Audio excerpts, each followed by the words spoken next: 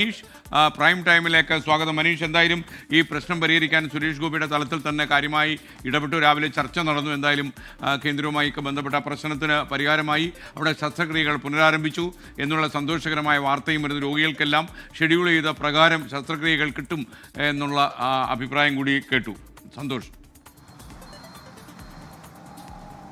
SKN ഈ ശ്രീചിത്ര പോലെ ദേശീയ പ്രാധാന്യമുള്ള ഒരു ആശുപത്രിയിൽ ഇങ്ങനെയുള്ള ശസ്ത്രക്രിയകൾ മുടങ്ങുന്നു, റേഡിയോളജി കാർഡിയോളജി ശസ്ത്രക്രിയ മുടങ്ങുന്നു എന്ന ഗൗരവതരമായിട്ടുള്ള വാർത്ത പുറത്തുവിട്ടത് 24 ആണ്. ഇത് സംബന്ധിച്ച് കേന്ദ്രമന്ത്രി എന്താണെങ്കിൽ സുരേഷ് ഗോപിയുടെ ഇടപെടലാണ് വലിയ പരിഹാരം ഉണ്ടായിട്ടുള്ളത്.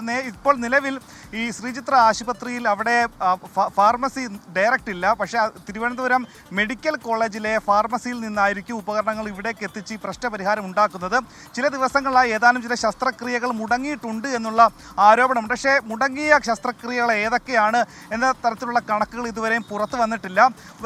കാർഡിയോളജി മേധാവി ഉൾപ്പെടെ റേഡിയോളജി മേധാവി ഉൾപ്പെടെ 9 വകുപ്പ് മേധാവികളാണ് ഇന്നലെ ശ്രീചിത്ര ഡയറക്ടർക്ക് പൂർണ്ണമായും, അതായത് ഇന്നലെ തിങ്കളാഴ്ച മുതൽ തന്നെ എല്ലാ തരത്തിലുമുള്ള ശസ്ത്രക്രിയകളും ഇനി മുടങ്ങാൻ പോകുന്നു. 2023 കരാർ ഒപ്പിട്ട ശേഷം പിന്നീട് കഴിഞ്ഞ മാസം ഏപ്രിലിൽ പുതിയ വിതരണക്കാർ കരാറുമായിട്ടുള്ള ബന്ധം നിലച്ചതിനെ തുടർന്ന് ഈ ഉപകരണങ്ങൾ ലഭ്യമല്ലാത്തതിനെ തുടർന്ന് നമുക്ക് ഇനി ശസ്ത്രക്രിയകൾ നടത്താൻ സാധിക്കില്ല എന്നുള്ള വിവരം അറിയിക്കുകയും ഇന്നലെ അത് സംബന്ധിച്ചുള്ള കത്ത് കൈമാറുകയും ചെയ്തു. അങ്ങനെ പല ശസ്ത്രക്രിയകളും മുടങ്ങിയെന്നാണ് പറയുന്നത്.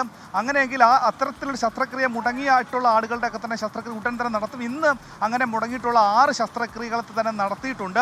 വരും ദിവസങ്ങളിൽ സംസ്ഥാനത്തിനകത്തു നിന്നും പുറത്തു നിന്നും ഈ ദിവസങ്ങളോളം മാസങ്ങളോളം കാത്തു നിൽക്കുന്ന ആൾക്കാരുണ്ട്. കാരണം ഈ ക്യാൻസർ അടക്കമുള്ള പക്ഷാഘാതം അടക്കമുള്ള ചികിത്സയ്ക്ക് വേണ്ടിയുള്ള ശസ്ത്രക്രിയ മാസങ്ങൾക്ക് മുൻപേ തന്നെ ഇവർക്ക് തീയതിയും സമയമടക്കം കുറിച്ച് നൽകുന്നതാണ്. അതുകൊണ്ട് തന്നെ ഇതുമായി ബന്ധപ്പെട്ട ആശുപത്രിയിലോ ആശുപത്രിയുടെ പരിസരത്തോ ഒക്കെ തന്നെ വന്ന് താമസവും അടക്കം തുടങ്ങുന്നതാണ്. അതുകൊണ്ട് തന്നെ തീയതി മാറ്റം ഈ രോഗിയെ സംബന്ധിച്ച് അയാളുടെ ജീവിതത്തിനും മരണത്തിനും ഇടയിലുള്ള വലിയൊരു ആശ്വാസമാണ് ഈ ശസ്ത്രക്രിയ.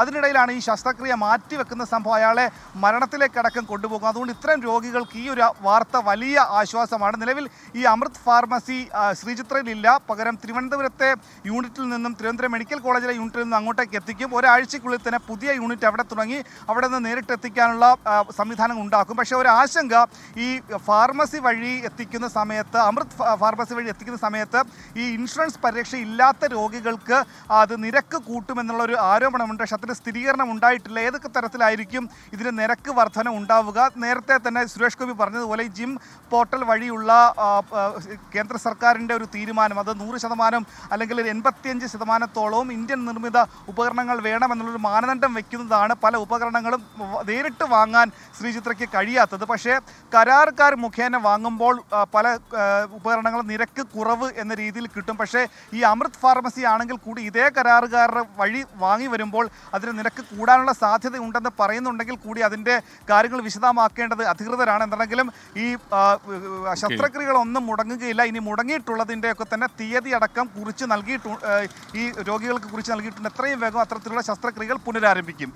ഓക്കെ, മനീഷ് മുഹിബലാണ് വിവരങ്ങൾ തിരുവനന്തപുരത്ത് നിന്ന് കൈമാറിയത്. എന്തായാലും ശ്രീചിത്രയിൽ ശസ്ത്രക്രിയകൾ പുനരാരംഭിച്ചു, പ്രശ്നങ്ങളൊക്കെ തൽക്കാലം അവസാനിച്ചു എന്നാണ് നമുക്ക് മനസ്സിലാക്കാൻ കഴിയുന്നത്. ഇനി